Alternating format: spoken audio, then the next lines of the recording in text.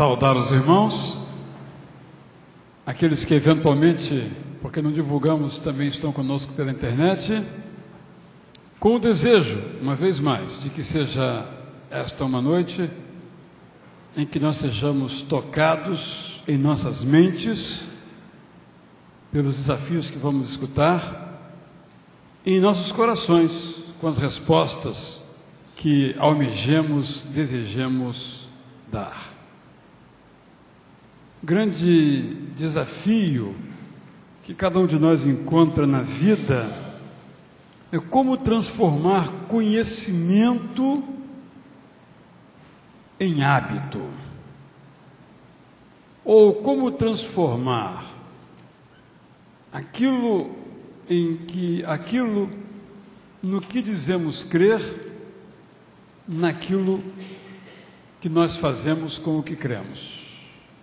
Nós temos uma imensa, todos nós, capacidade de achar que aquilo que nós falamos que fazemos, nós fazemos. Que aquilo que nós dizemos que cremos, nós de fato cremos. É um desafio tremendo que temos que ser, para usar o versículo ontem recordado, esmurrados diariamente para aprender que não estamos com essa bola toda, como às vezes achamos que estamos. Eu quero, dando sequência ao nosso culto, hoje colocar logo de início 2 motivos de oração. Eu sei que há muitos outros, mas eu peço licença para mencionar esses 2 motivos, pela urgência deles.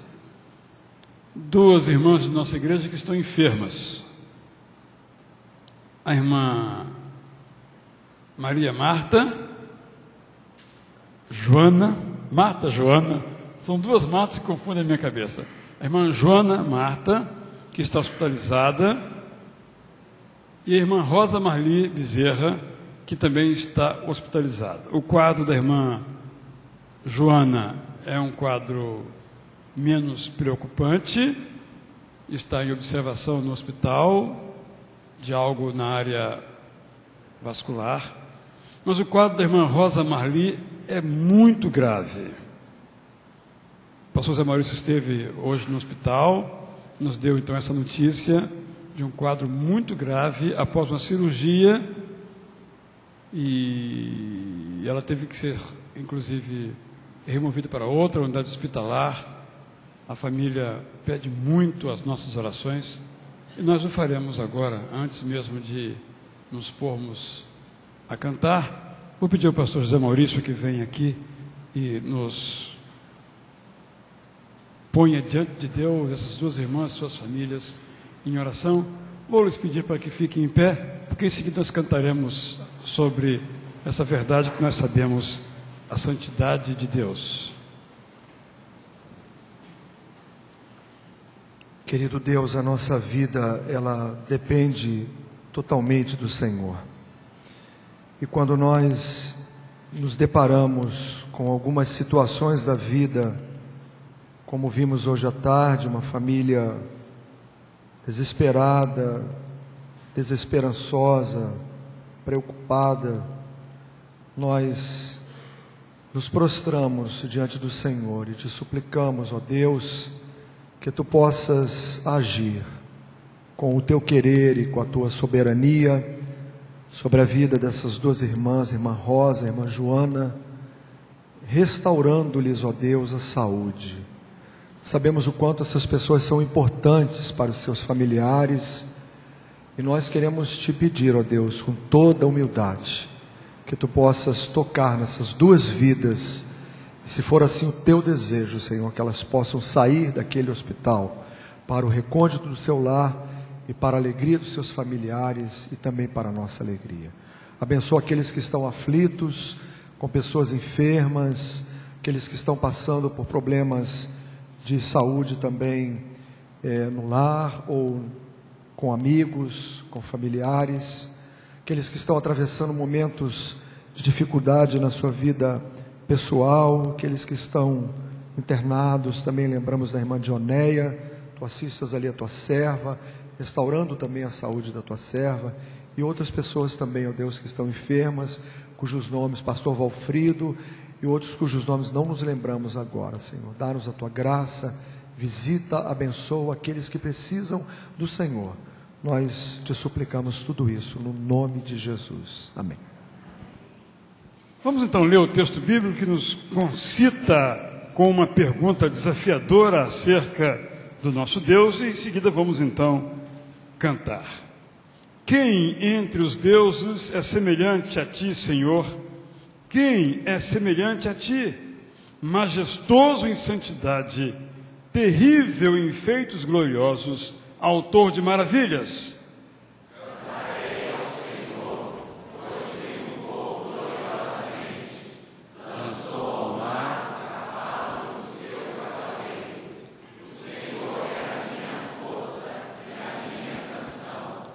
Ele é a minha salvação, Ele é o meu Deus e eu louvarei. É o Deus de meu Pai e eu o exaltarei. Ele é santo.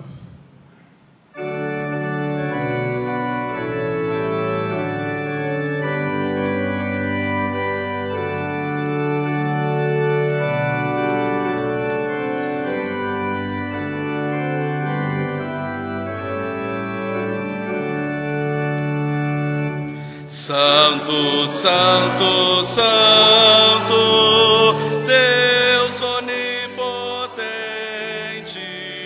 cedo de manhã entoamos teu louvor.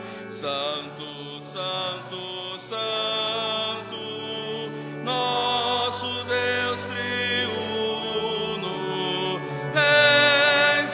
só Deus, excelso Criador.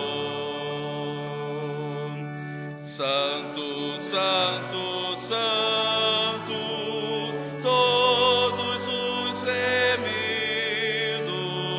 juntos com os anjos, proclamam teu louvor.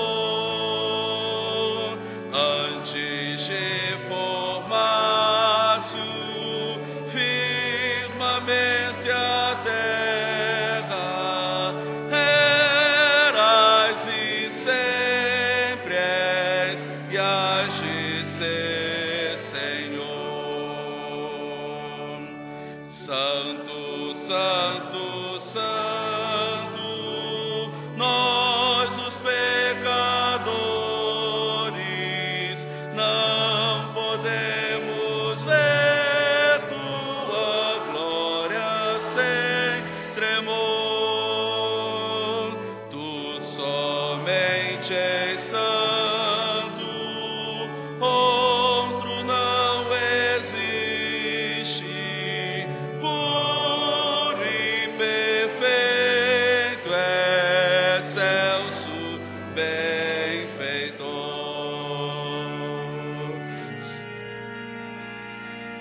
Santo, santo, santo, Deus onipotente,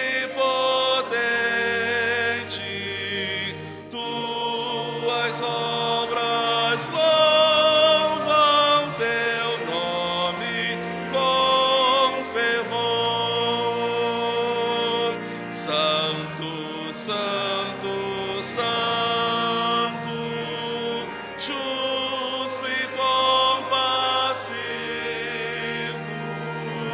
és um só Deus, supremo Criador.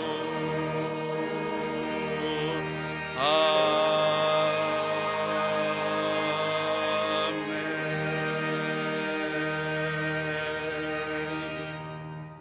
Por isso, eu, você, mesmo nas horas de dificuldade, nas horas de sombra, apeguemo-nos com firmeza à esperança que professamos, pois aquele que prometeu é fiel. Por isso nós podemos firmar a nossa fé na certeza de que as promessas feitas pelo nosso Deus vão se cumprir. O que nos anima, então, a ficar sempre firmes com os nossos corações em Jesus.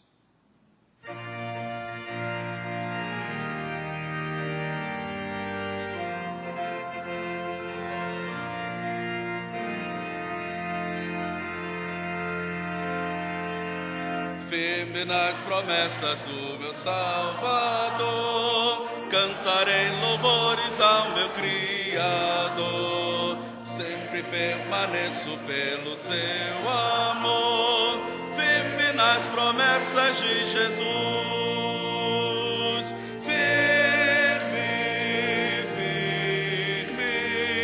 Firme nas promessas de Jesus, meu Mestre.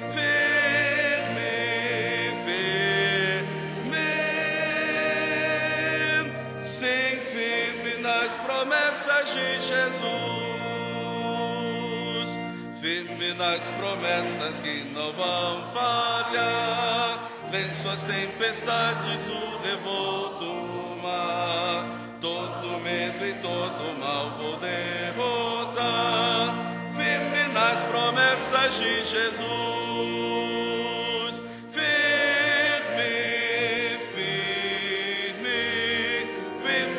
Promessas de Jesus, meu Mestre,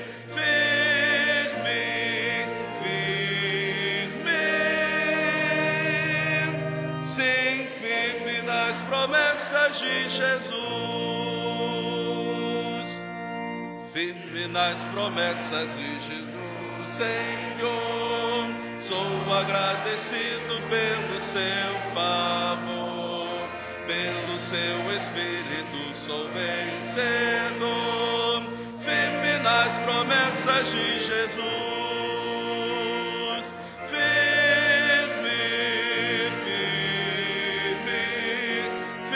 nas promessas de Jesus, meu Mestre,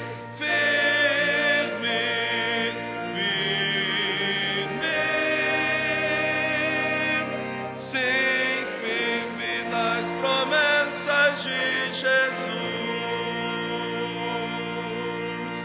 Então acrescentamos? Os irmãos podem então, por favor, se assentar. Quero então lhes lembrar que amanhã às 7h30, com a permissão de Deus, aqui estaremos outra vez, no caso a última, para ouvirmos nesta série de conferências ao pastor Ricardo Barbosa de Souza.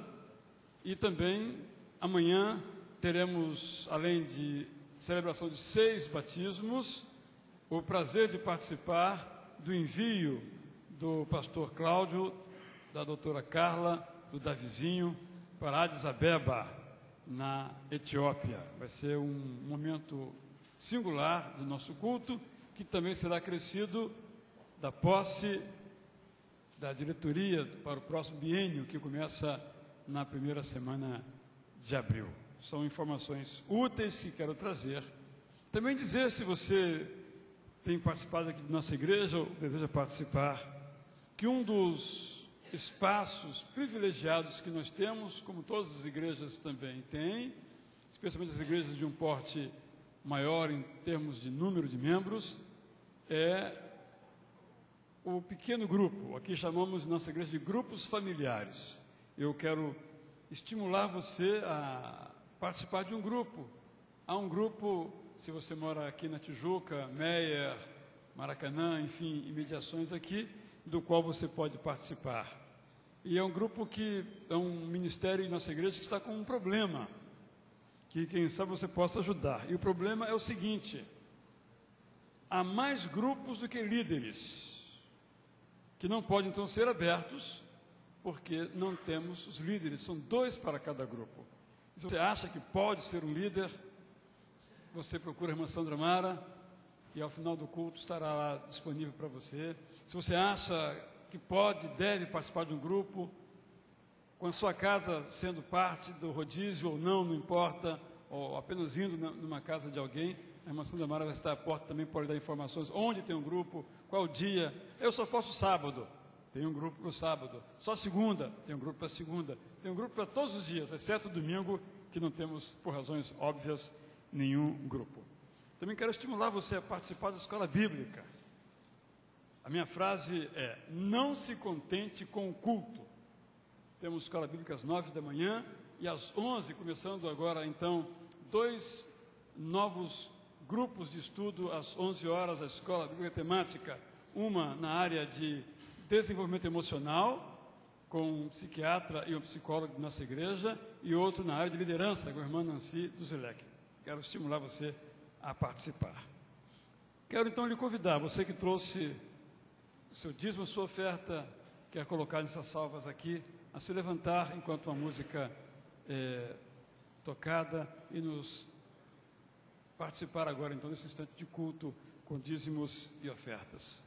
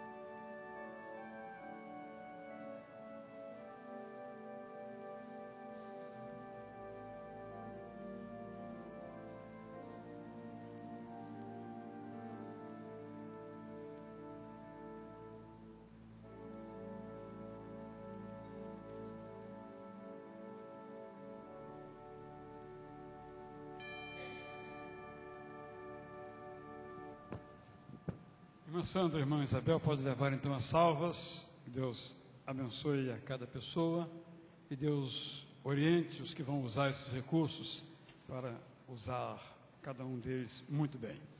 Vamos então à nossa terceira conferência. Começou domingo à noite, ontem, hoje. Vamos usar a mesma metodologia que empregamos ontem. O pastor Ricardo vai fazer a sua exposição no tempo que achar de bom alvedrio. Depois, então, quem tiver alguma pergunta, poderá, então, usando os microfones que estarão disponibilizados, formular a sua indagação. Ambos momentos ontem foram muito ricos, tanto o da exposição quanto ao respondimento às indagações. Esperamos que assim também nesta noite seja. Vou convidar o pastor Ricardo para vir aqui. Vamos orar por ele, para que nesta noite, mais uma vez, ele possa ser orientado por Deus. Vou pedir a irmã Cimei que venha aqui nesse instante orar pelo pastor Ricardo Barbosa.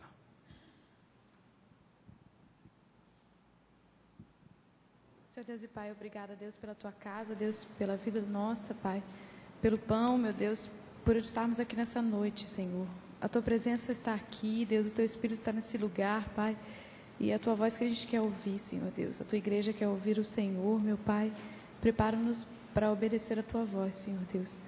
Tem misericórdia de nós, Senhor, e ajuda-nos, Senhor, na nossa fraqueza, Senhor. Resplandece o Teu poder nessa casa de oração. Em nome de Jesus eu oro. Amém.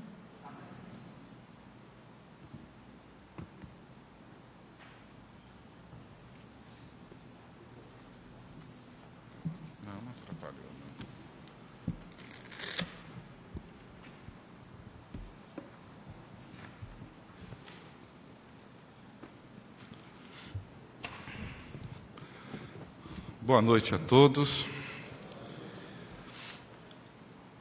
Eu gostaria de convidá-los a abrirem suas Bíblias comigo na carta de Paulo aos Romanos,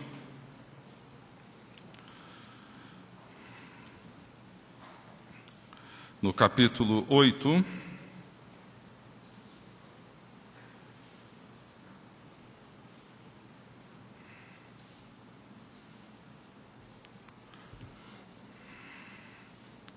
Nós temos, nesses dias, conversado e considerado temas que, para mim, têm sido, nesses últimos anos, fundamentais para a minha própria compreensão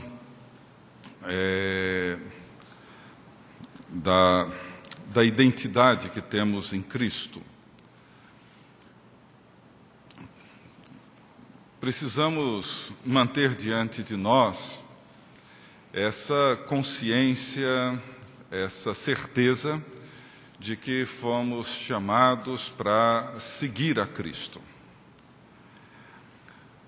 Jesus, numa das suas últimas conversas com seus discípulos, antes de ser levado aos céus, ele os chama e diz: toda a autoridade me foi dada no céu e na terra, portanto, ide, fazei discípulos de todas as nações, batizando-os em nome do Pai, do Filho e do Espírito Santo, ensinando-os a guardar todas as coisas que vos tenho ordenado, e eis que estou convosco todos os dias, até a consumação dos séculos. Ide, portanto, fazei discípulos. E algum tempo atrás, poucos meses atrás, nas minhas leituras, me deparei mais uma vez com esse texto tão familiar, tão conhecido, uma grande comissão, um grande mandato de Cristo para todos nós. E quando, pela enésima vez, reli essas palavras de Jesus dizendo: ide, portanto, fazei discípulos, eu me perguntei: será que temos feito isso? Será que todo o nosso esforço, todo o nosso trabalho, todo o tempo que gastamos, todos os recursos que disponibilizamos, todas as atividades nas quais estamos envolvidos na vida da igreja, têm contribuído para fazer seguidores de Jesus Cristo, homens e mulheres que se inspiram na vida dele, que o amam de todo o coração, que vivem por ele e para ele, que levam em consideração tudo aquilo que ele ensinou em todos os momentos, em todas as decisões, em todos os passos, em todas as grandes crises, em todos os momentos de alegria, de exuberância. Temos mantido o nosso olhar para ele. Podemos afirmar, depois de anos e anos de vivência cristã, que somos hoje mais parecidos com ele, que a nossa vida encontra-se nele, que a nossa identidade repousa nas suas mãos, de que vivemos de fato como filhos e filhas de Deus, adotados por Jesus Cristo e em Jesus Cristo. Podemos afirmar, como Paulo afirmou: não sou eu quem vive, é Cristo que vive em mim. Essas perguntas têm me feito refletir sobre isso que o pastor Israel disse ainda há pouco, dos grandes dilemas da vida da fé, que é transformar o conhecimento numa atitude, num comportamento, num jeito de ser, numa forma de viver. Transformar as nossas convicções naquilo que somos, e não apenas em dogmas nos quais acreditamos, mas que não se encarnam na vida e no nosso dia a dia. Aquilo que no primeiro dia comentei, quando Jesus, no sermão profético, falando sobre a diferença das ovelhas e dos cabritos, naquele momento final, quando ele vai separar um e outro, e vai dizer para as suas ovelhas: vinde benditos do meu Pai, porque tive fome, me deste de comer, sede, me deste de beber, estava nu e me vestistes, e por aí vai.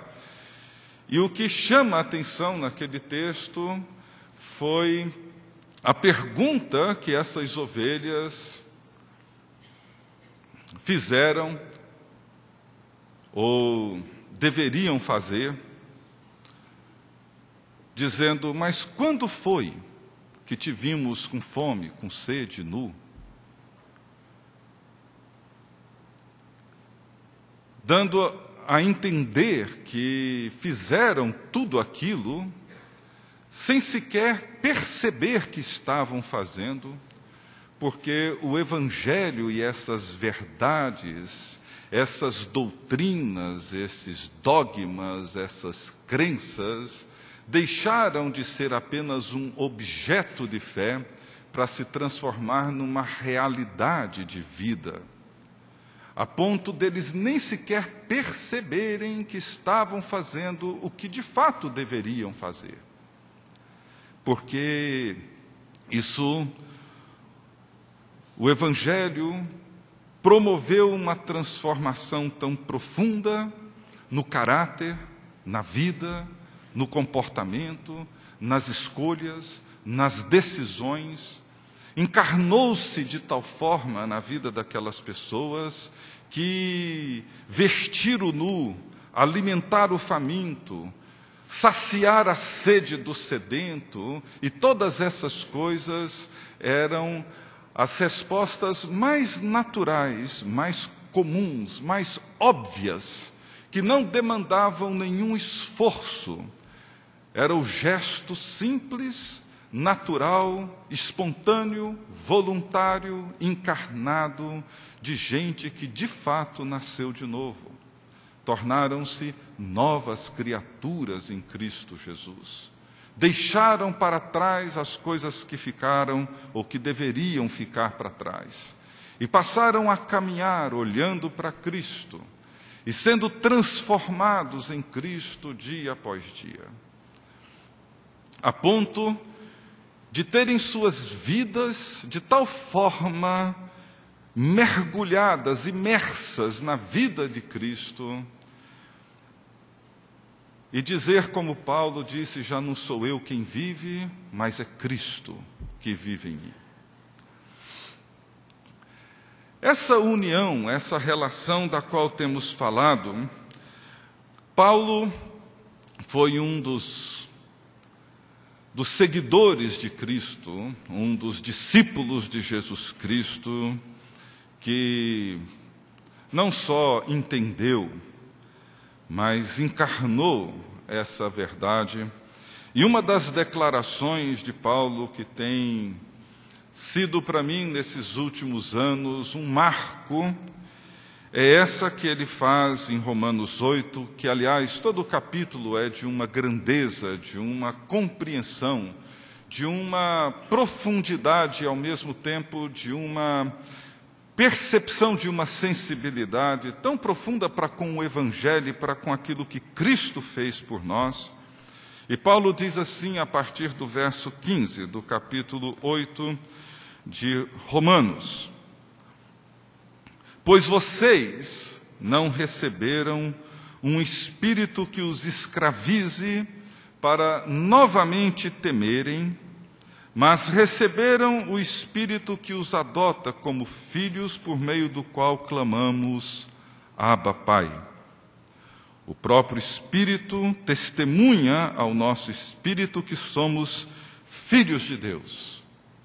Se somos filhos, então somos herdeiros, herdeiros de Deus e co-herdeiros com Cristo, se de fato participamos dos seus sofrimentos, para que também participemos da sua glória. Um dos eventos mais marcantes na experiência cristã, e que Paulo descreve aqui, e descreve também em Gálatas, foi o fato de que a morte de Cristo na cruz do Calvário nos salvou, nos redimiu, nos regenerou e também nos incluiu numa comunhão, num relacionamento. Fez de nós filhos e filhas de Deus. Nos adotou, para que, da mesma forma como Jesus, o Filho unigênito, clama Abba, Pai, a forma como, a expressão ou a maneira como Jesus se relaciona com o Pai, essa expressão Abba, Pai aparece pela primeira vez em toda a Bíblia, nos lábios de Jesus, denotando um relacionamento íntimo, pessoal, intenso. E Paulo, então, ele afirma que nós, por meio de Jesus Cristo, fomos feitos também filhos e filhas de Deus. De forma que Paulo diz que não recebemos um espírito de escravidão para vivermos dominados pelo medo. Hoje vivemos assim. E talvez mais do que qualquer outro, aqui no país, vocês aqui no Rio, têm vivido momentos de muita aflição, medo, diante da violência, não só aqui, como também nas grandes cidades no Brasil, e uma violência que vem crescendo cada vez mais. Vivemos dominados por uma infinidade de situações que nos paralisam. O medo da morte, o medo da enfermidade, o medo do abandono, o medo da traição, o medo da rejeição, o medo de não ser compreendido, de não ser aceito, o medo do desemprego, o medo do fracasso. Todas essas situações, de certa forma, nos envolvem dentro de um cenário onde muitas e muitas vezes nos vemos paralisados e lutamos para, de alguma forma, superar esses medos, e fazemos isso tentando, de alguma maneira, controlar todo o cenário que se coloca diante de nós. Enfrentamos esse medo criando as muralhas em volta dos lugares onde vivemos, trabalho, moradia. Enfrentamos o medo da doença, nos precavendo e nos municiando de todo tipo de recurso que possa, de alguma maneira, nos poupar dessas dificuldades e dessa angústia que nos atormenta. Nós nos precavemos em relação ao medo do abandono, da traição, da rejeição, nos poupando do amor. Amamos com doses homeopáticas, temos nos tornado cada vez mais reservados, cada vez mais reticentes, cada vez menos extravagantes nos nossos afetos e nas nossas expressões de amor. Nós não nos doamos, nós nos reservamos, nós nos protegemos, enfim, criamos todos esses mecanismos de controle, de domínio, de proteção, para nos poupar dos medos que enfrentamos todos os dias. Mas Paulo diz que Deus não nos deu um espírito para vivermos atemorizados, para vivermos reféns dos medos que nos atormentam. Mas Ele nos deu o Espírito do Seu Filho. Esse Espírito através do qual clamamos, Abba, Pai.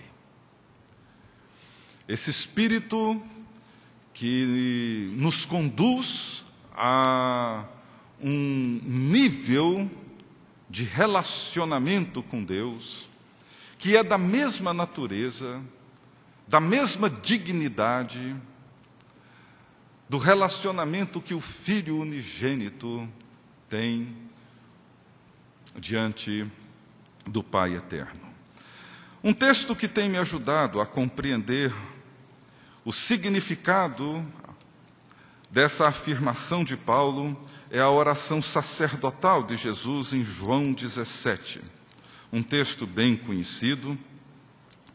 E nesse texto, no verso 21, João capítulo 17, o verso 21, talvez de toda a oração sacerdotal, o versículo mais conhecido, Jesus ele ora dizendo: para que todos sejam um, Pai, como tu estás em mim e eu em ti, que eles também estejam em nós, para que o mundo creia que tu me enviaste.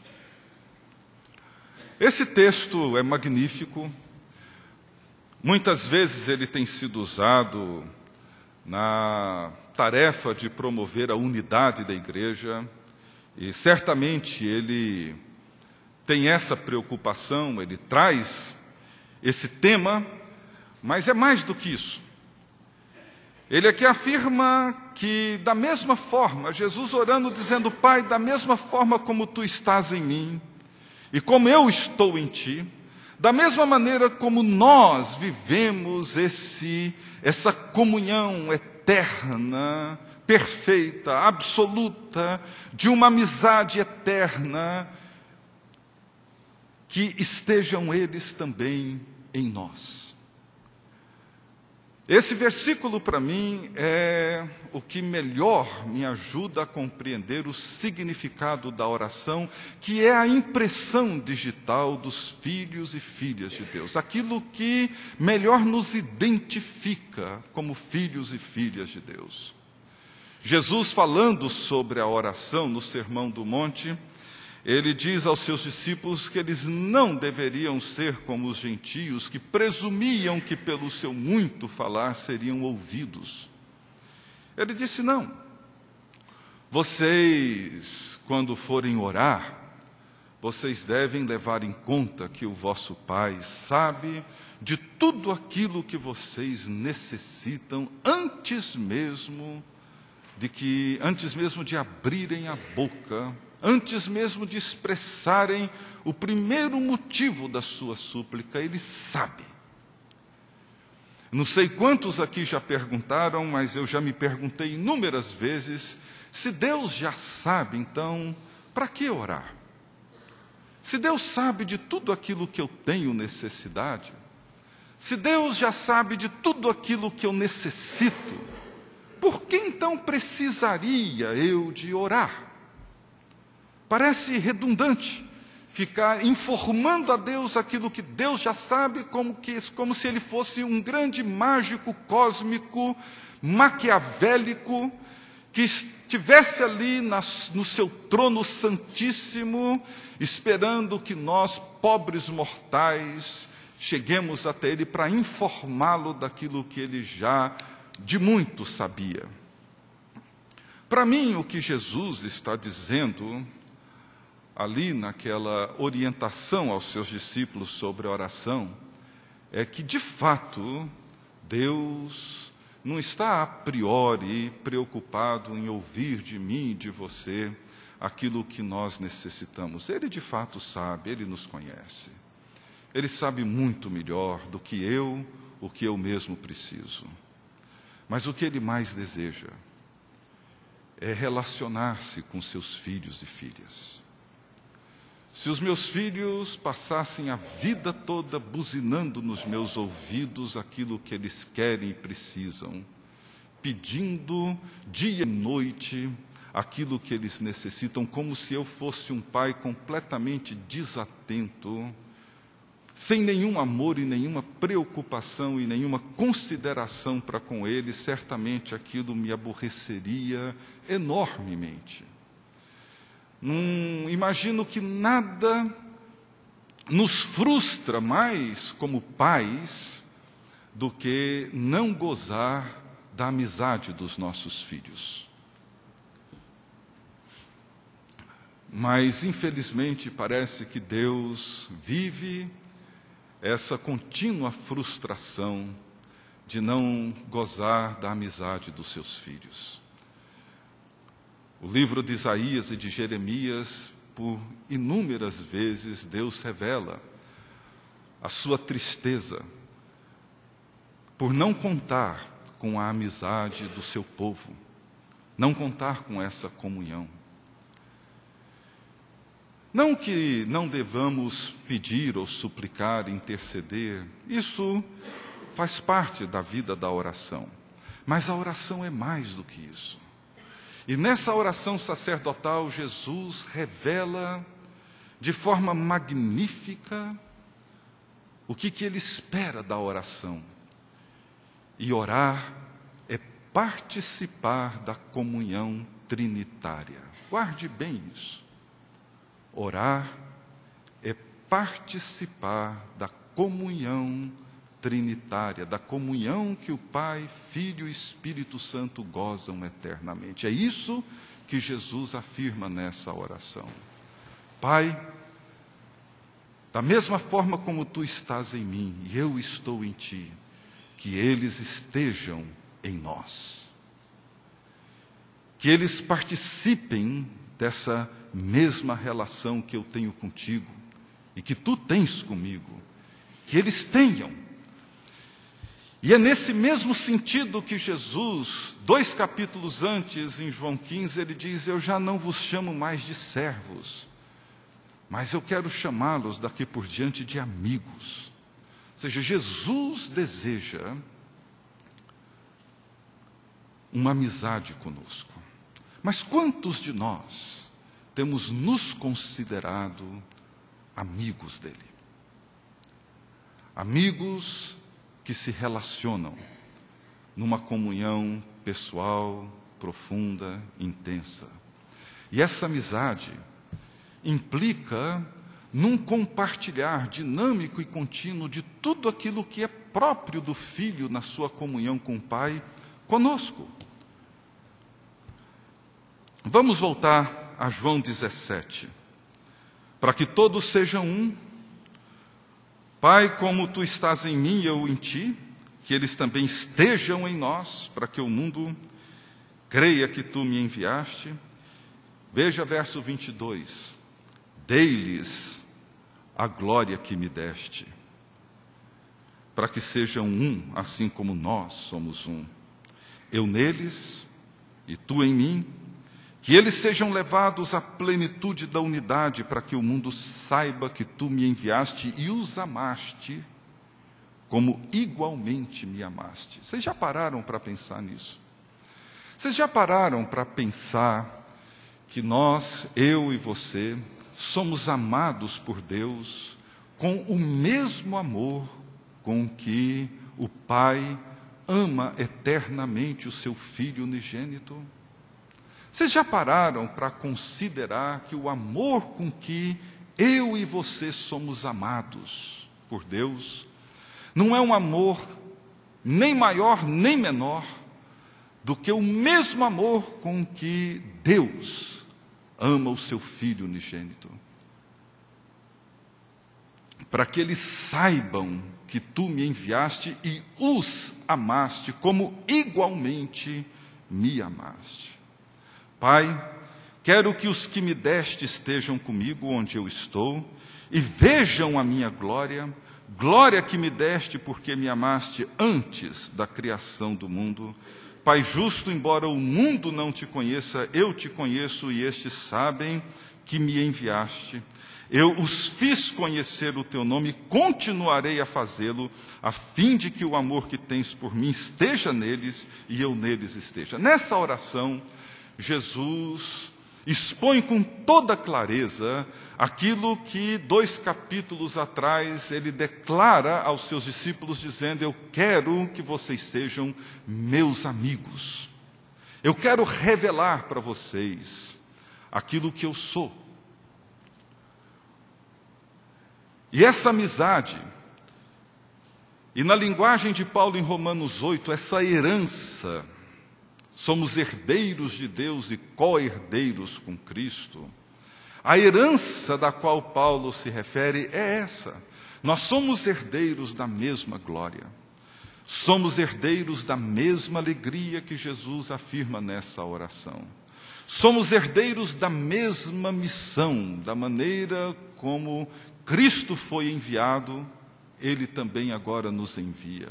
Somos herdeiros do mesmo amor, a forma como me amaste. É a maneira como Deus também nos ama. E somos herdeiros da mesma glória. Ou seja, tudo aquilo que Jesus experimenta na sua comunhão única com o Pai, Ele agora abre e estende essa mesma comunhão, essa mesma amizade para comigo e para com você, ao fazer de nós filhos e filhas de Deus. Isso é glorioso. Isso é revolucionário. Isso certamente nos ajudaria a encarar e enfrentar uma infinidade de situações que muitas vezes nos mantêm prisioneiros e reféns do nosso passado, dos nossos medos, das nossas lutas pessoais, na medida em que compreendemos que somos amados com o mesmo amor que o Filho é eternamente amado, que somos participantes da mesma alegria que o Filho goza junto com o Pai, que somos participantes da mesma glória com que o Filho foi glorificado pelo Pai, que participamos dos mesmos sofrimentos e da mesma missão que o Filho recebeu do Pai, que participamos da mesma esperança de tudo aquilo que é próprio do Filho. Uma vez que compreendemos isso, nós entendemos isso que Paulo compreende em Romanos 8, quando ele diz que não recebemos um espírito de escravidão para vivermos outra vez atemorizados, mas recebemos o espírito de adoção, através do qual nós clamamos: Abba, Pai. Abba, Pai. Essa é a nossa identidade.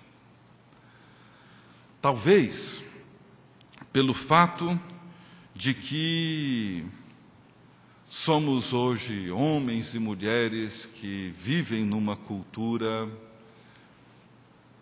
consumista, numa cultura extremamente materialista, com relacionamentos fragmentados, histórias marcadas por tantas desilusões, por tantos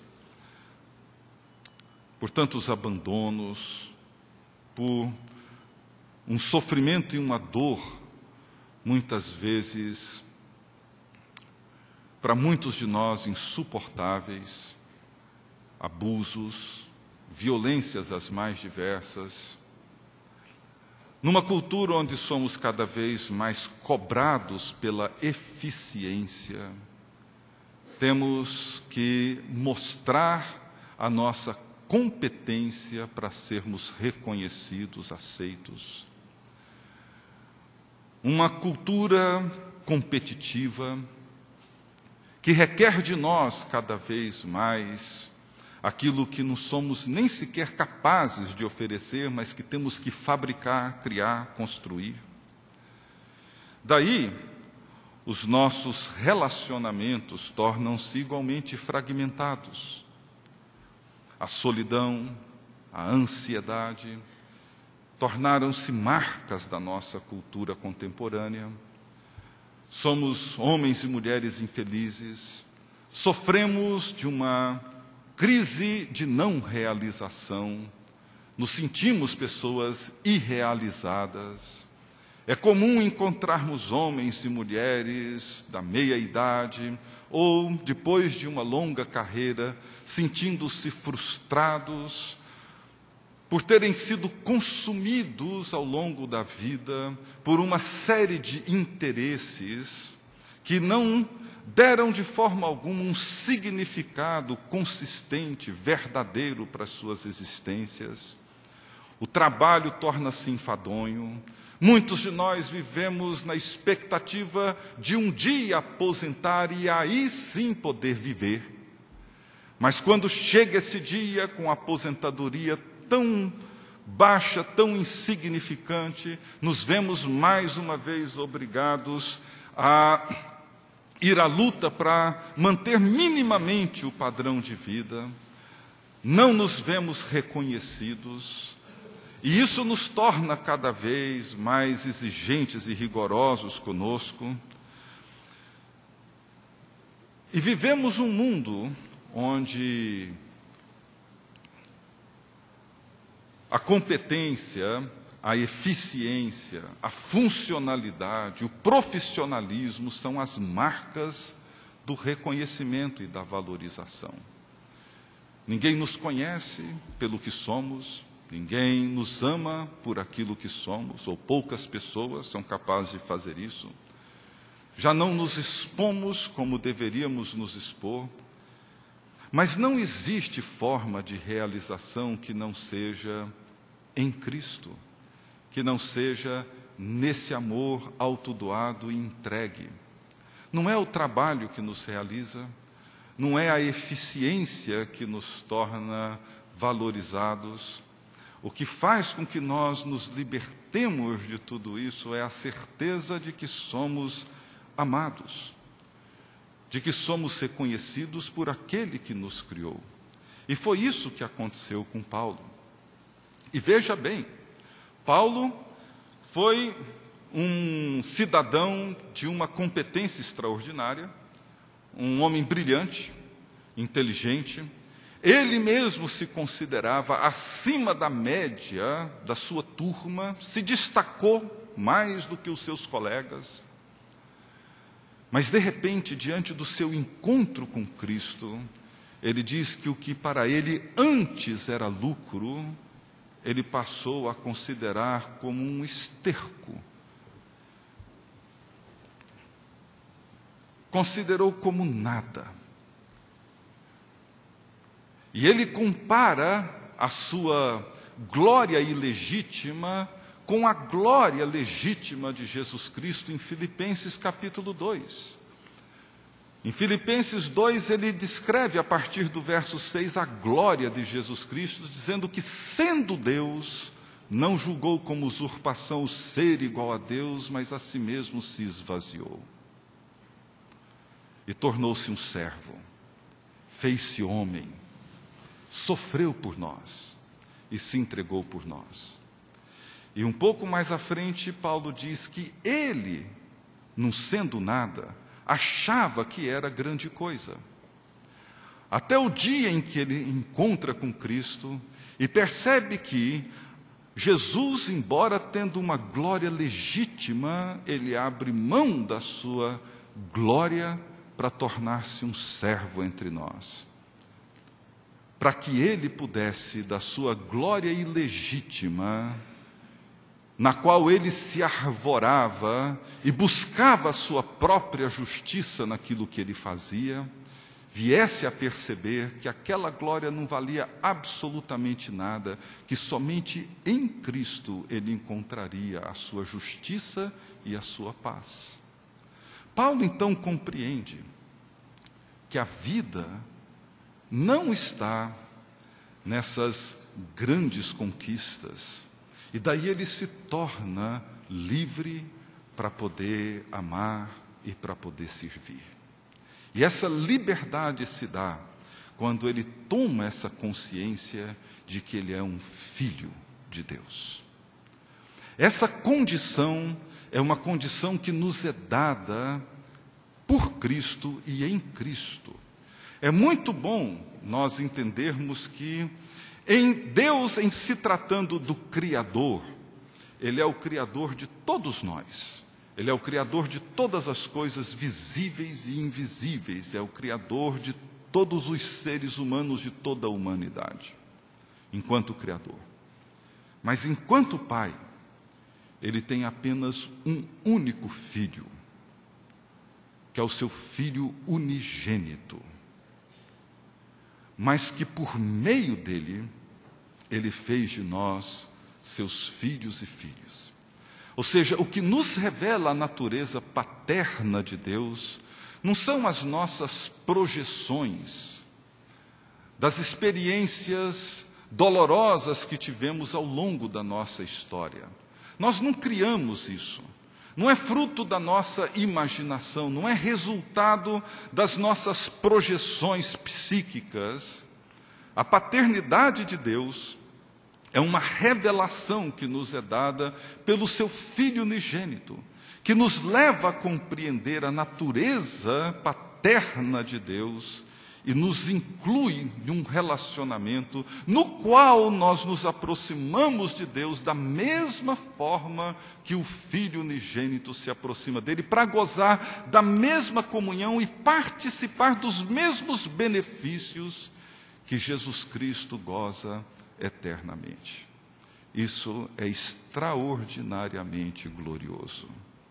E Paulo, prosseguindo com esse mesmo tema, um pouco mais à frente, nesse capítulo 8 de Romanos, ainda falando sobre a oração, ainda falando sobre essa relação, no verso 26, Paulo diz que da mesma forma o Espírito nos ajuda em nossa fraqueza, pois não sabemos orar como convém, mas o próprio Espírito intercede por nós com gemidos inexprimíveis, e aquele que sonda os corações conhece a intenção do Espírito, porque o Espírito intercede pelos santos de acordo com a vontade de Deus. E sabemos que Deus age em todas as coisas para o bem daqueles que o amam, dos que foram chamados de acordo com seu propósito, pois aqueles que de antemão conheceu também os predestinou para serem conformes à imagem do seu Filho, a fim de que ele seja o primogênito entre muitos irmãos. Paulo nos introduz nessa experiência gloriosa de oração a partir da compreensão de Abba, Pai. Mas nós não sabemos orar.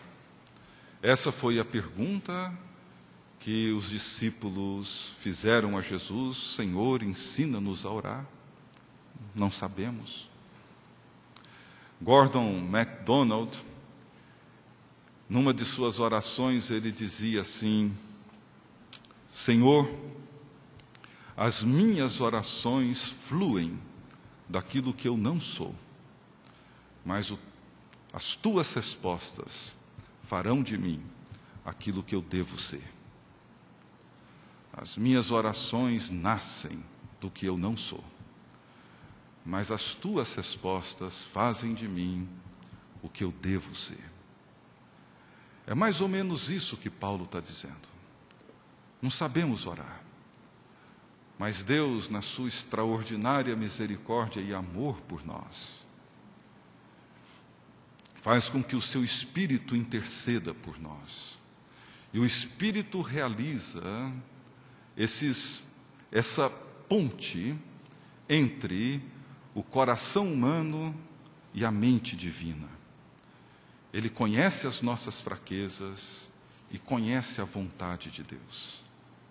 E Paulo diz que é segundo a vontade de Deus que ele permanece intercedendo por nós. É por isso que todas as coisas cooperam para o bem daqueles que amam a Deus.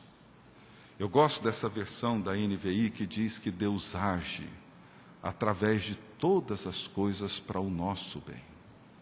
A graça de Deus está continuamente trabalhando para o nosso bem, através de todas as contingências, de todas as experiências, de todas as situações, de tudo aquilo que nos envolve, de tudo aquilo que acontece na cidade, de tudo aquilo que acontece perto de nós.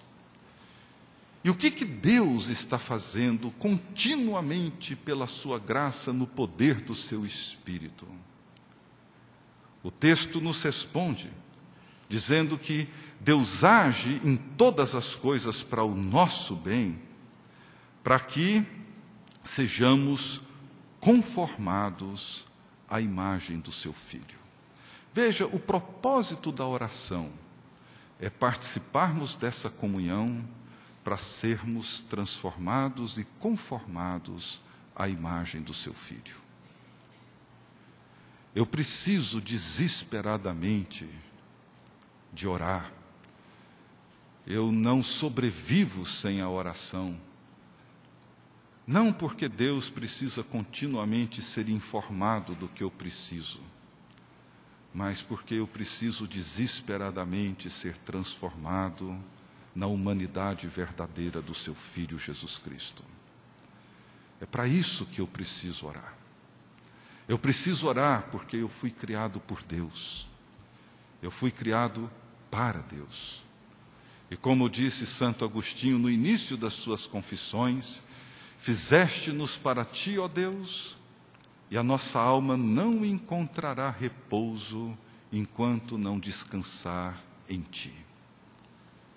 Fomos criados por Ele, fomos criados para Ele, e nós nunca experimentaremos o verdadeiro descanso enquanto não repousarmos nele.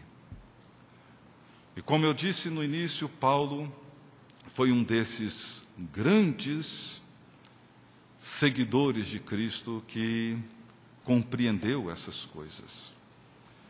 Estivesse ele preso, ele dizia: eu sou um prisioneiro de Cristo.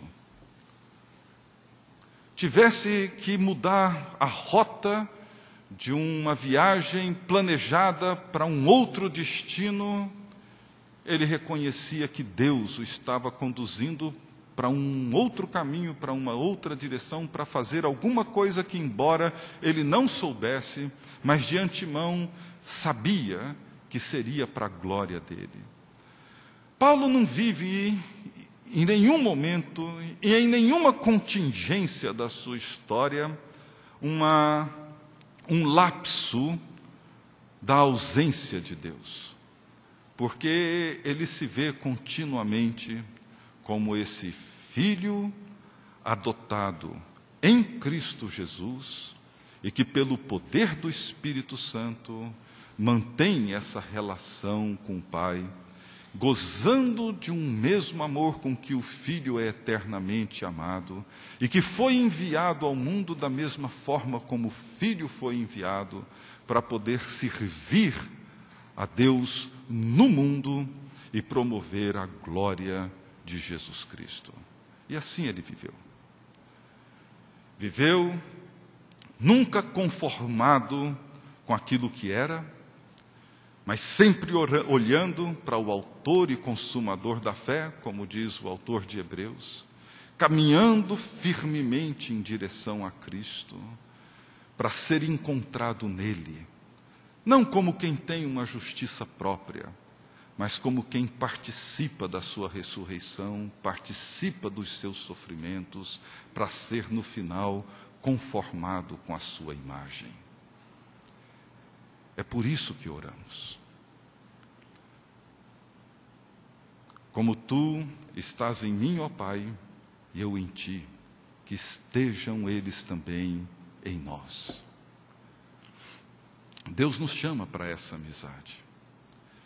E daí nós compreendemos a riqueza e a beleza da oração. E Paulo, mais uma vez, ele expressa isso com riqueza em Romanos 8.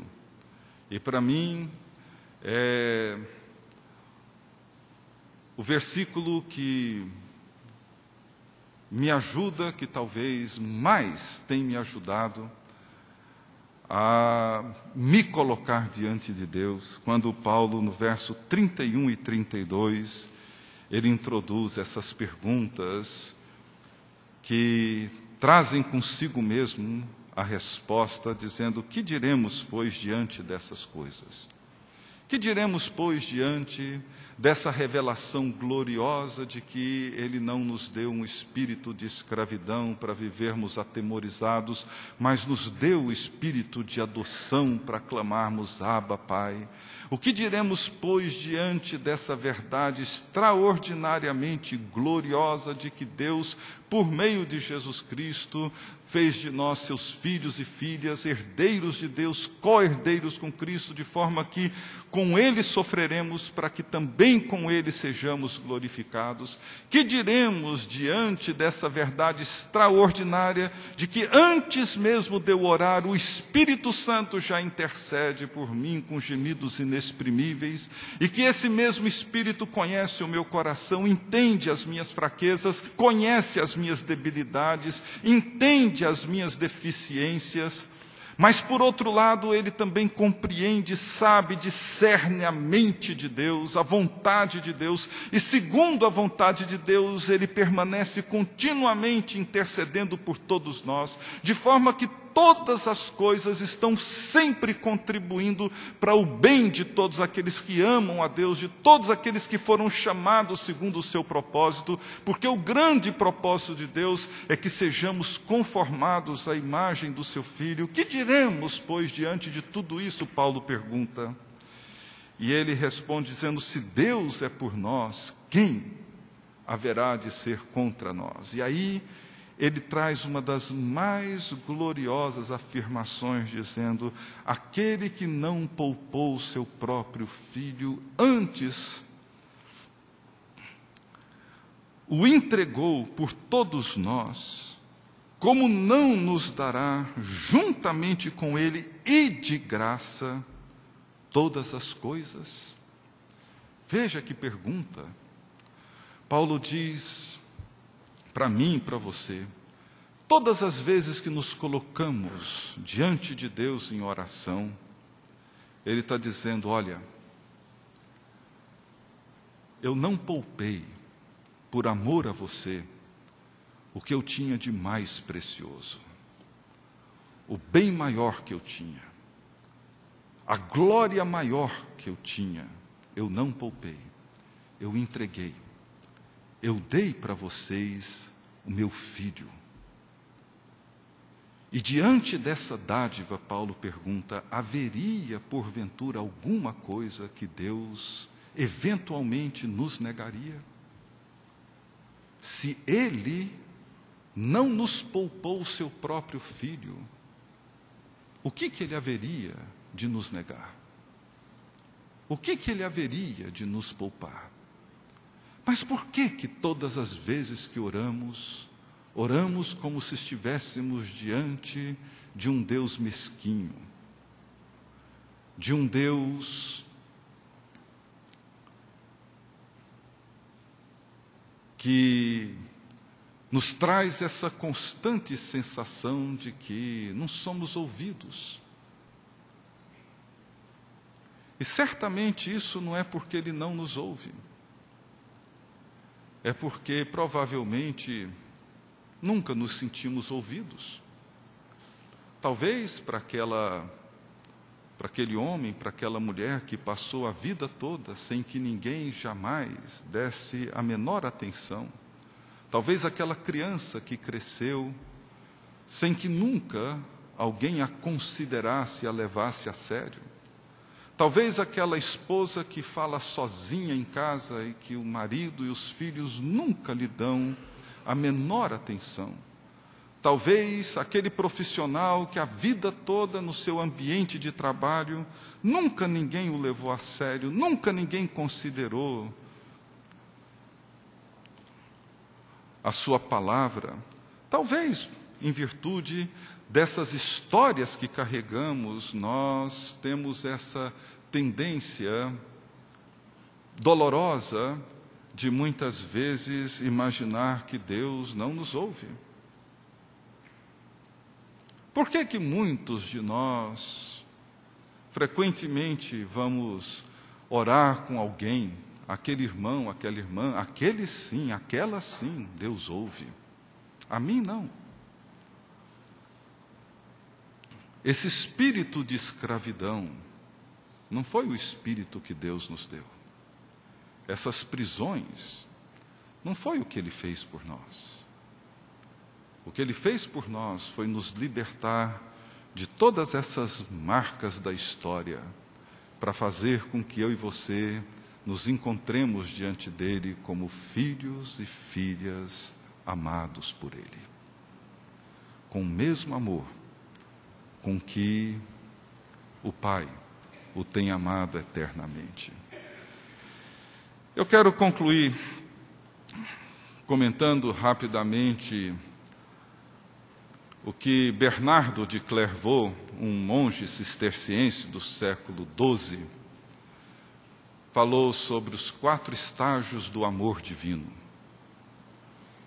Naqueles pensamentos dele, ele dizia que o primeiro estágio do amor é quando nós amamos a nós por amor de nós.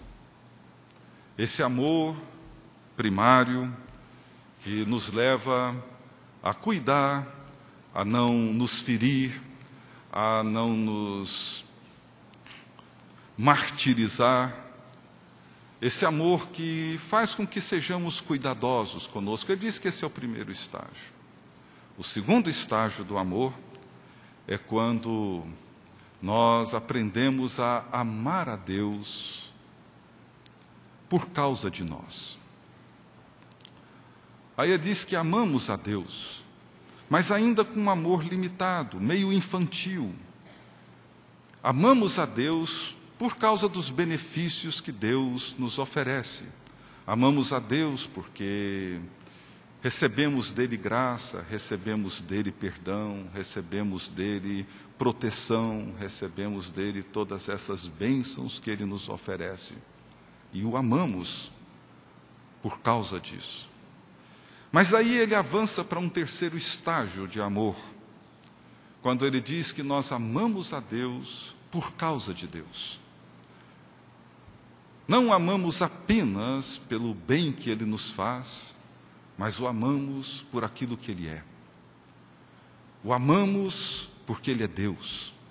Mesmo que vivamos momentos difíceis, mesmo que passemos por grandes tribulações, mesmo que estejamos vivendo privações imensas, ainda assim o amaremos, porque Ele é Deus.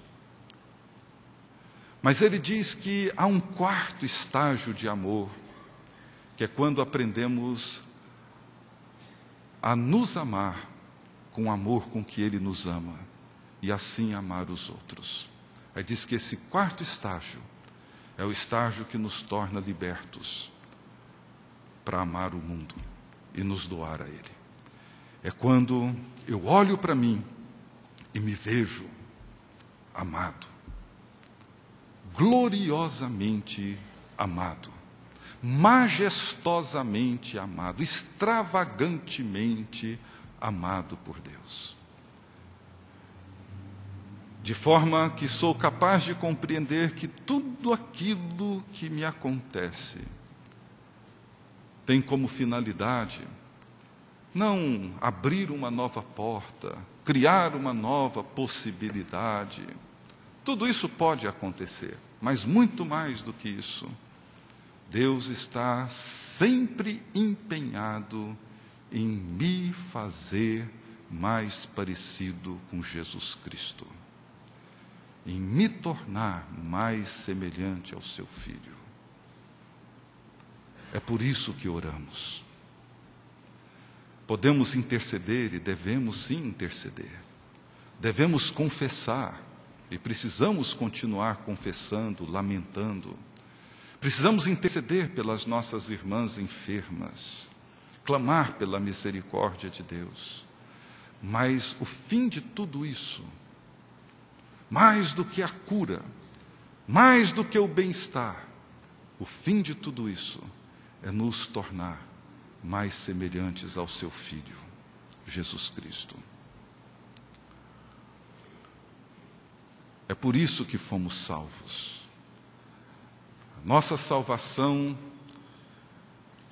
nos dá essa segurança de que caminhamos para a nossa pátria eterna, nos dá a segurança de que os nossos pecados foram e serão perdoados, nos dá a segurança de que fomos justificados por Deus mediante a morte do seu Filho Jesus Cristo, mas ela também nos dá a certeza de que fomos incluídos na mesma amizade, na mesma comunhão, no mesmo relacionamento que o Pai e o Filho eternamente gozam entre si, pelo poder do mesmo Espírito.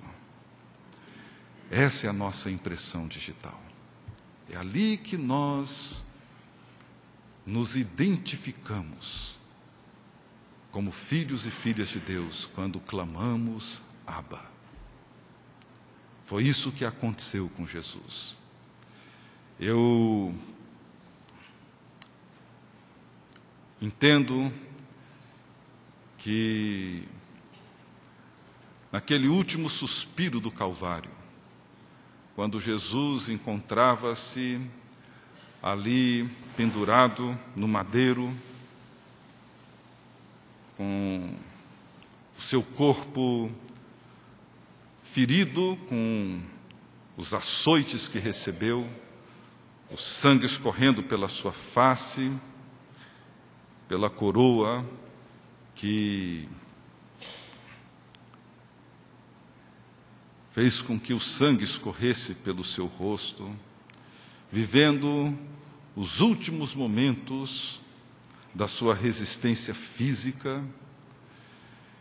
Eu imagino que naquele momento a grande luta, a grande batalha espiritual, legiões e legiões de demônios sussurrando nos ouvidos de Jesus, dizendo: amaldiçoa a Deus e acaba com isso. De que é que te valeu tudo isso?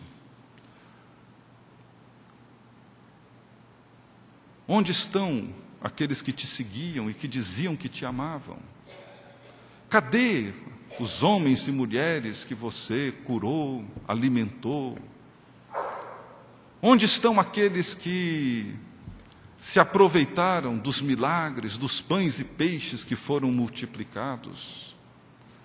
Amaldiçoa, desiste, acaba com isso de vez.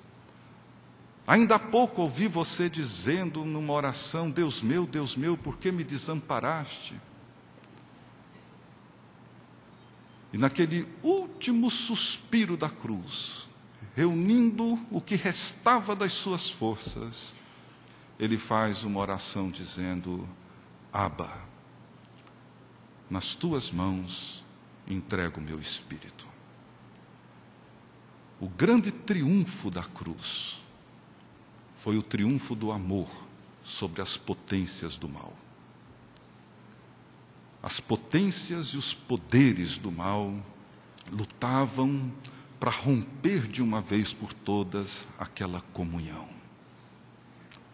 O amor com que amavam eternamente. Fizeram de tudo para isso. Mas quando Jesus, naquele último suspiro do Calvário, disse: Abba, é como se todos os demônios olhassem para aquela cena e dissessem: perdemos a batalha. Todo o esforço foi inútil. Triunfou o amor sobre o poder. Essa é a vitória da igreja. E quando nós entendemos esse amor com que somos amados, haveremos, sem sombra de dúvida, de amar a Deus de todo o coração, de toda a alma, de todo o entendimento, e amaremos o próximo como somos amados por Deus, como amamos a nós mesmos. É aí que nasce a missão É aí que nasce a igreja. É para isso que fomos chamados. Que Deus nos abençoe.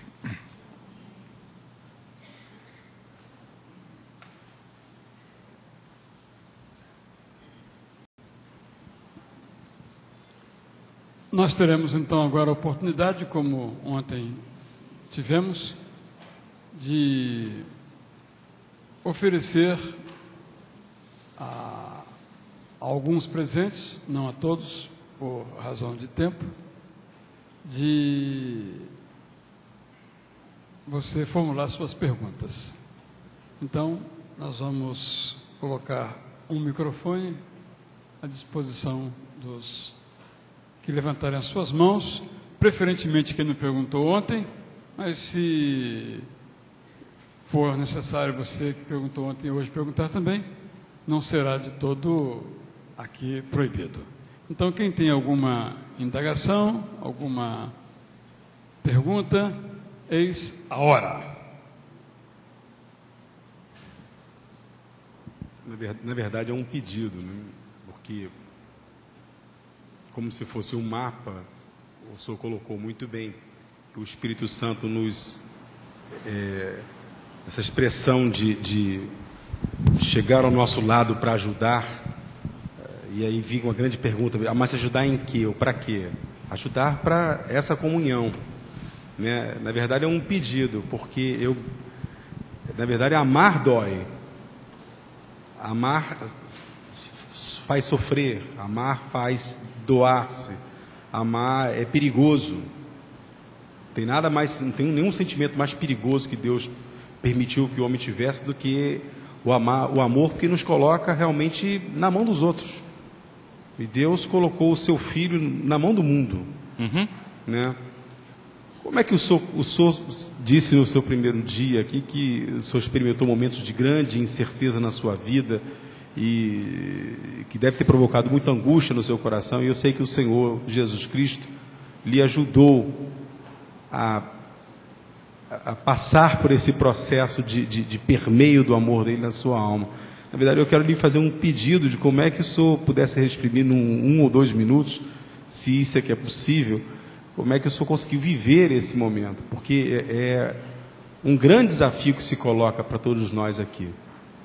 Talvez seja o maior desafio que nós estamos ouvindo nesses 3 dias, e amanhã talvez seremos mais uma vez desafiados a isso, é nos colocarmos diante do amor de Deus, para sermos o amor de Deus para esse mundo. Né? Deus não criou um clone, Deus criou uma igreja que é o corpo dele. Porque senão seria um robô, uma cópia, mas não, é o próprio corpo dele. Né?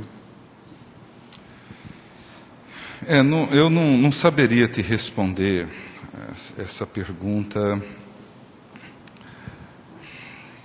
pela simples razão de que assim, não há uma fórmula para isso, né?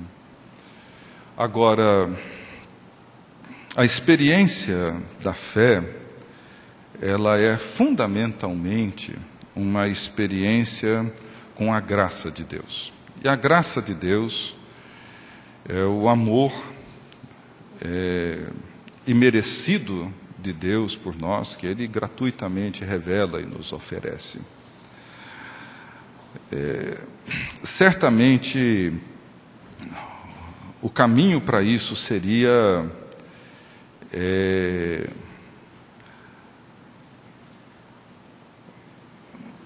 nos abrir o coração, abrir a mente, buscar, não só compreender, mas, como disse o pastor Israel, a vivenciar essa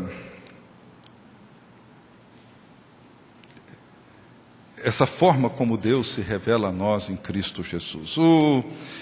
Esse autor católico, Henry Nouwen, alguns aqui já devem ter lido alguns livros dele, no seu livro sobre a volta do filho pródigo,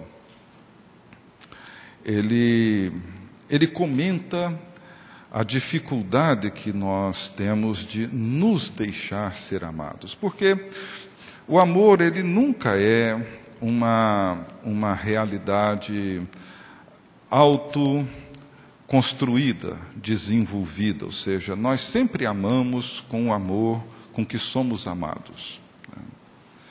Se somos precariamente amados, amaremos precariamente.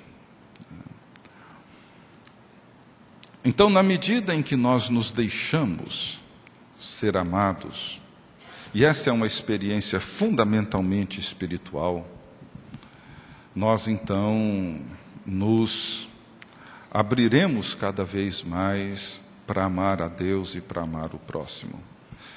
Eu diria que precisamos parar, precisamos olhar com mais atenção essa revelação do amor divino. Dificilmente essa experiência vai ser vivida no meio da nossa correria, da agitação. Nós precisamos parar. Muitas vezes a única forma disso acontecer é quando nós nos deparamos com a comida dos porcos. E muitas vezes é isso que acontece. Quando chegamos no limite da nossa miséria, e aí então nos damos conta de que na casa do meu Pai as coisas são diferentes. Mas não precisamos chegar até o limite da miséria para isso. Por outro lado, aquele filho que ficou, que talvez o que mais se assemelha à maioria de nós, é uma criatura responsável, correta, e que sempre atendeu todas as exigências do seu pai, sempre cumpriu com todos os deveres.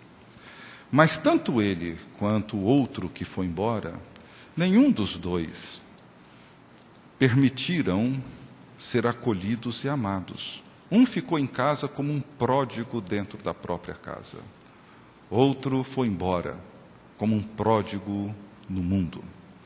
Nós vivemos hoje uma realidade de pródigos internos e pródigos externos, pródigos que estão aqui hoje e que estão aqui talvez como pródigos há anos e anos, gente já de cabelos brancos, pródigos dentro de casa, porque nunca foram capazes de compreender que o que é meu é seu, como disse o pai para aquele filho. O que eu tenho é teu. Nunca nos deixamos ser acolhidos, abraçados. Isso é uma experiência da fé possível, claro, nos é dada gratuitamente em Cristo e que é abraçada por nós pela fé, não apenas na certeza de que essa verdade nos foi dada por Cristo, mas de que ela pode ser de fato vivida e provada na medida em que mergulhamos nas Escrituras e nos deixamos ser acolhidos por Deus e permitimos que os nossos ouvidos se abram para ouvir, vez após vez, a mesma voz do céu dizendo, Ricardo, ou seu nome, ou o nome de qualquer outro, dizendo, você é o meu filho, a minha filha amada, em quem eu tenho um prazer. Precisamos aprender a entrar dentro do quarto e fechar a porta. Essa orientação de Jesus não é um convite para um intimismo individualista, narcisista, como muita gente quer experimentar. Não se trata disso. Entrar no quarto e fechar a porta é porque, quando for capaz de experimentar ali, na solidão do meu quarto, essa amizade, essa comunhão, ela então será vivenciada aqui dentro. Desculpa delongar mais nessa resposta, mas uma vez eu estava lendo as regras espirituais que Benedito escreveu para a ordem que ele fundou no século VI, a ordem beneditina, e me chamou muita atenção, porque eles organizavam essas ordens e tinham uma série de regras, para os monges. Algumas muito engraçadas, assim, até o jeito de levantar, de dormir, com que roupa dormiam, tinha tudo isso. Mas tinha uma regra que me chamou a atenção, que ele falava sobre a estabilidade espiritual. E ele dizia assim, que a estabilidade espiritual se dá quando nós aprendemos que Deus está presente em todo lugar. Parece uma coisa meio banal, mas ele dizia, não é. Quando nós entendemos que Deus está presente em todo lugar, significa que Deus estará presente no silêncio do meu quarto, como estará presente na fila do banco, ou estará presente na feira, ou lá no meu ambiente de trabalho, da mesma forma como está presente na igreja. Mas, quando Deus encontra-se presente apenas em alguns lugares, dizia ele, significa que Ele não estará presente em nenhum lugar. Então, assim, a estabilidade espiritual para ele se dá quando nós experimentamos Deus em todo lugar. Mas quando experimentamos Ele apenas aqui, no domingo, numa terça-feira, ou no retiro, ou na reunião do grupo na semana, mas não o experimentamos no silêncio do nosso quarto, significa que o que nós vivemos aqui é uma ilusão religiosa, mas não a presença de Deus. Porque ou Ele estará presente em todo lugar, ou não estará presente em nenhum lugar. Porque se Ele escolheu para fazer da sua habitação o nosso coração, ou Ele encontra-se em todo lugar, ou Ele não estará em nenhum lugar. E Jesus, então, resolve esse dilema, nos levando para dentro do quarto. Porque se vivemos ali dentro a comunhão com Ele, viveremos em todo lugar.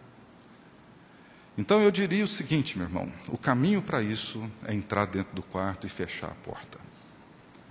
O dia que eu e você vivermos ali dentro, na solidão do nosso quarto, uma comunhão gloriosa com Deus, a viveremos em todo lugar. Mas enquanto ela não for vivida ali dentro, não a viveremos em nenhum lugar.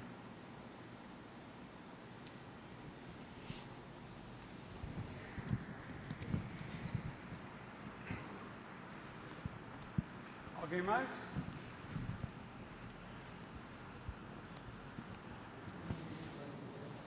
Vai ver, Tom.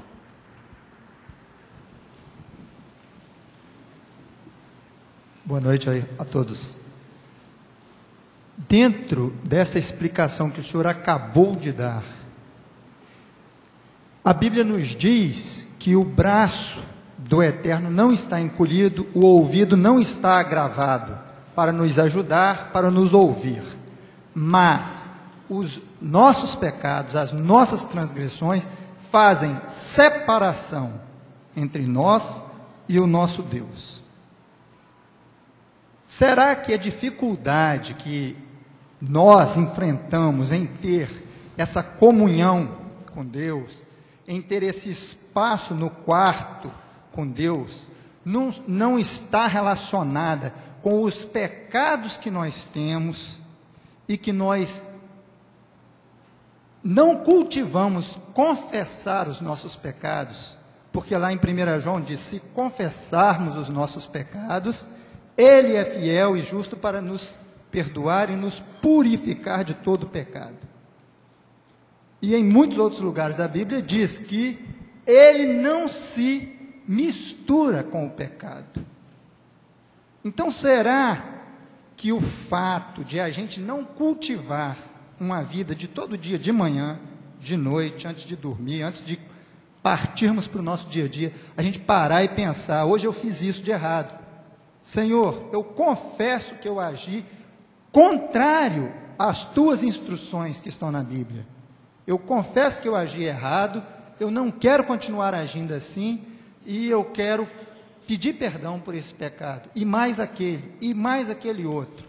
Será que não é a partir do momento em que a gente tiver essa consciência de fazer isso diariamente, é que assim a nossa vida vai estar então pura diante dele, e que só depois disso é que nós vamos realmente experimentarmos o que é ter essa presença divina em nossa vida aí, em todos os lugares que nós estivermos. Como o irmão disse, Porque se nós temos uma vida cheia de pecadinhos, mentirinhas e etc., como é que o que é santo vai estar em comunhão com a gente?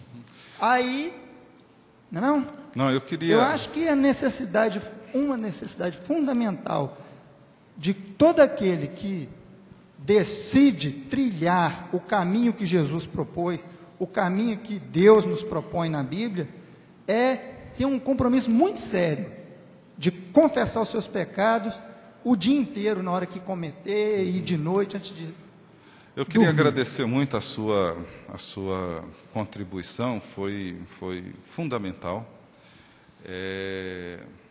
Assim, sem sombra de dúvida, o nosso pecado faz separação entre nós e Deus.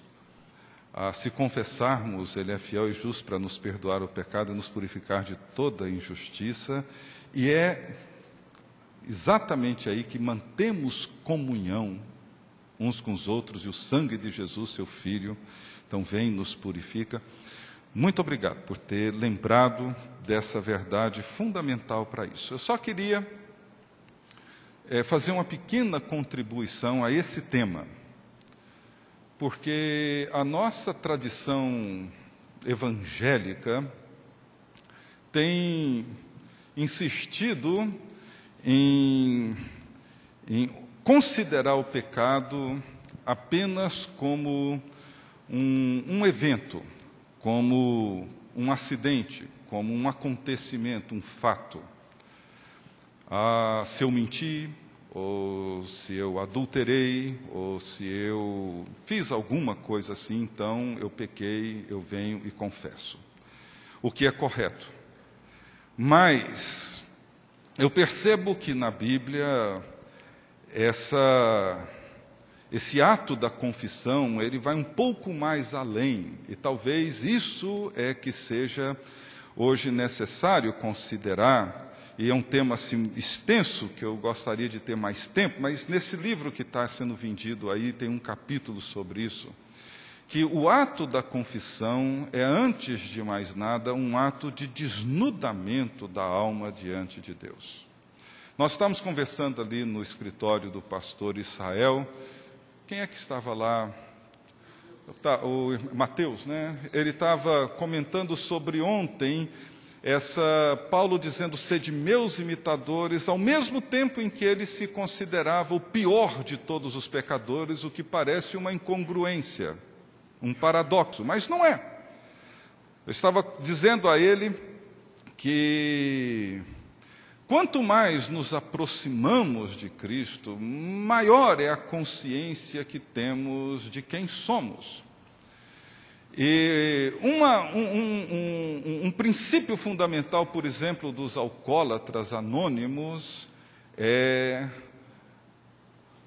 a pessoa entrar lá de dentro e reconhecer que é um alcoólatra. Esse reconhecimento é que o mantém distante do álcool. Eu conheci uma pessoa, já crente, que foi um alcoólatra, e até hoje ele vai nos alcoólatras anônimos, e ele entra e diz: eu sou um alcoólatra, há 48 anos eu não ponho uma gota de álcool na boca.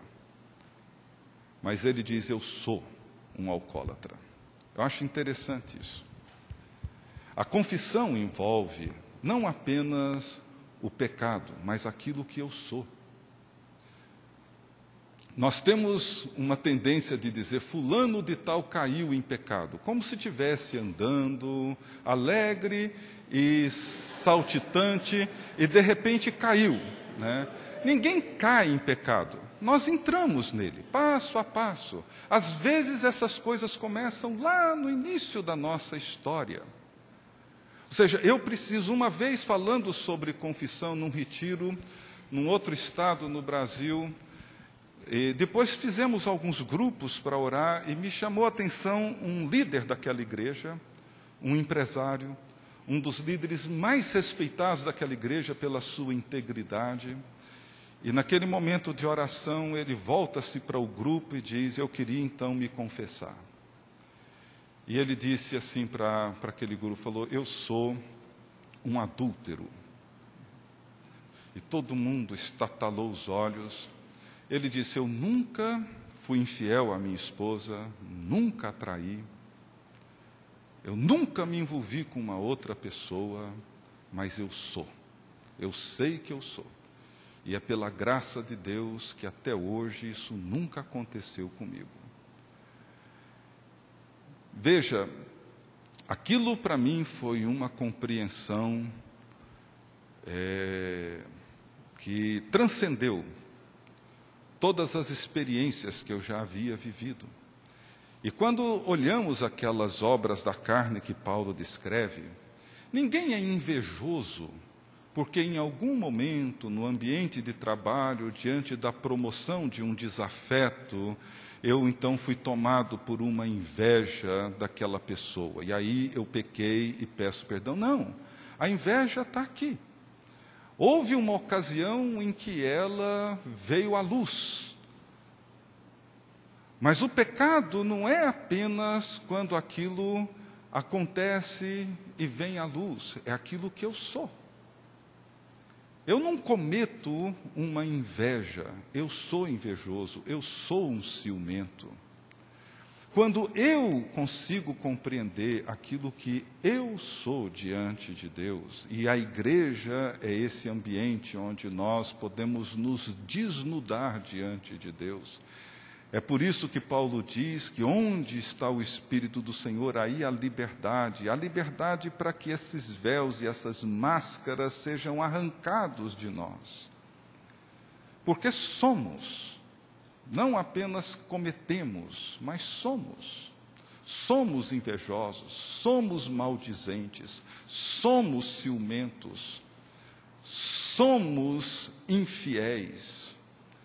Então, a infidelidade não é apenas aquele momento em que lá no meu ambiente de trabalho eu neguei a minha fé diante de uma pressão enorme que colocaram diante de mim e eu acabei negando os meus valores, negando os meus princípios. Não. Eu preciso, no ato da confissão, me desnudar, dizer o que eu sou. Esse primeiro ato, esse ato básico, é o ato que Paulo continuamente fez quando ele confessava. É o que ele era, não o que ele fazia. Mais do que o que ele fazia. Aquilo que trazia uma identificação com a sua natureza pecaminosa que ainda lutava com ele. Então, eu queria agradecer, de fato, a nossa iniquidade faz separação entre nós e Deus, mas não se trata apenas dessa iniquidade que, por um acidente de percurso, cometemos. É mais do que isso. Precisamos aprender com os alcoólatras anônimos. E precisamos entrar dentro da comunidade, entrar no quarto nesse momento de oração, para dizer: Senhor, eu sou. Eu sou. Só me permitam apenas uma experiência pessoal. Foi quando um grande amigo, um mentor, um senhor hoje que já está com 84 anos, ele uma vez, depois que eu contei minha história, minha vida, minha adolescência, minha insegurança, meu medo de rejeição, e todas essas coisas pelas quais eu passei, lá pelas tantas ele olhou para mim e disse: a sua timidez é um pecado e você precisa tratá-la como um pecado. E eu retruquei. Eu disse: não acho que ser tímido é um pecado. Eu sou introvertido, eu sou uma pessoa reservada. Eu não sou uma pessoa assim tão solta, tão fácil. Ele disse: não, eu não estou me referindo ao fato de você ser introvertido ou reservado, mas ao fato de que você não ama, você nunca amou. Você não ama a sua esposa, você não ama seus filhos, você nem sequer ama a Deus. Você os controla, mas não os ama. É isso que a sua timidez faz. Por isso que você tem que tratá-la como um pecado. E desde aquele dia, uma tarde de 1992, eu até hoje, eu reconheço diariamente diante de Deus a minha enorme dificuldade de amar. Se Ele não fizer por mim, eu não sou capaz de fazer. E aí que eu entendi quando Paulo disse, quando eu sou fraco, aí é que eu sou forte. Quando eu compreendo a minha fraqueza, o poder de Deus se faz presente e faz por mim o que eu não consigo fazer por mim mesmo. É aí que nós vivenciamos essa experiência. Talvez todos nós necessitemos de entender e reconhecer as nossas fraquezas, porque são nas brechas das nossas fraquezas que o poder de Deus se manifesta. É aí que eu entendo, inclusive, os dons. Os dons não são as nossas competências. Aquilo que eu sou bom para fazer, eu sou bom para fazer e faço. E faço na igreja e faço em qualquer outro lugar. Não vejo que isso seja necessariamente um dom no sentido que Paulo descreve em Coríntios. Para mim, o dom que Paulo descreve é essa presença do poder de Deus na minha debilidade, aquilo que se Deus não fizer, eu não vou fazer. Aquela coragem que se Deus não me der, eu não tenho. Veja que todos os profetas no Velho Testamento, quando Deus chama, um diz, eu não passo de uma criança, eu sou um homem de lábios impuros, eu sou um filho de boiadeiro, um peão qualquer, um homem da roça, quem sou eu? Foram essas pessoas fracas que Deus fez delas homens corajosos. Havia ali um dom. Você quer descobrir qual é o seu dom?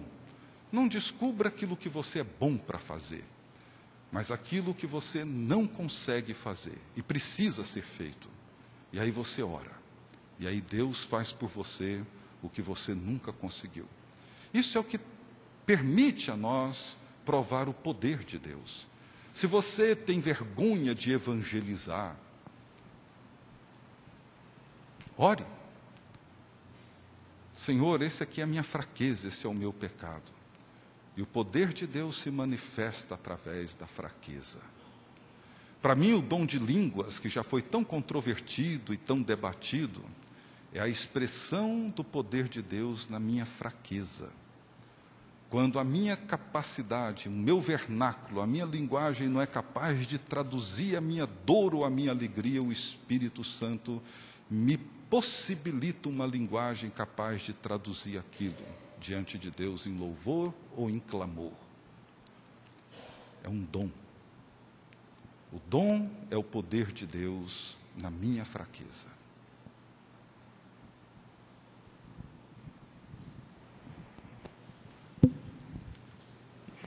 Assim terminamos. Amanhã, se Deus quiser, aqui novamente estaremos. Vamos ficar em pé, então, vamos cantar mais uma vez, concluindo assim esta nossa experiência tão rica desta noite.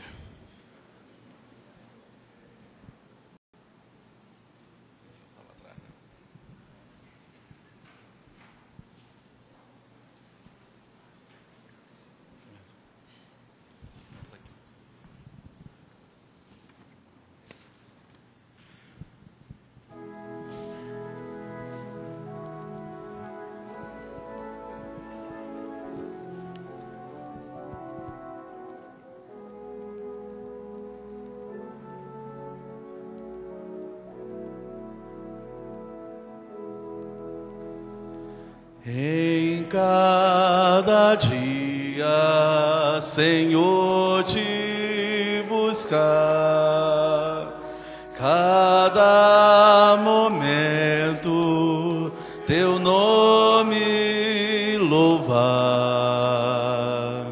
meu pensamento cativo levar, tudo, ó Cristo, pra ti. A minha minha vida e tudo que sou são teus, Senhor, eu te dou. Tudo que tenho, talentos e bens, são teus, Senhor, tu os tens.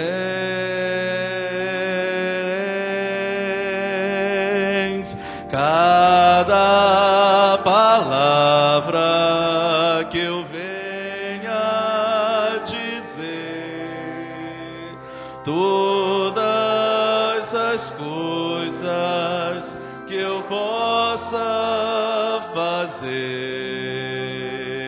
sejam repletas de glória ao teu ser. Tudo, ó Cristo, pra ti.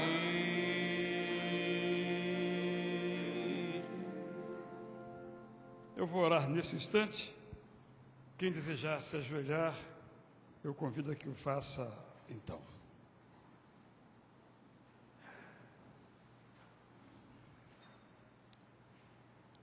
Senhor, nós nos colocamos diante de Ti para que nos ensines a imitar Jesus. E nós não temos capacidade própria, pessoal, para essa imitação. E nós temos a capacidade de sermos filhos pródigos que se afastam dos teus braços de amor. Então, Pai, te rogamos, ao te confessar assim a nossa tremenda limitação pelo poder do pecado em nós, que tu nos ajudes a ser imitadores de Jesus.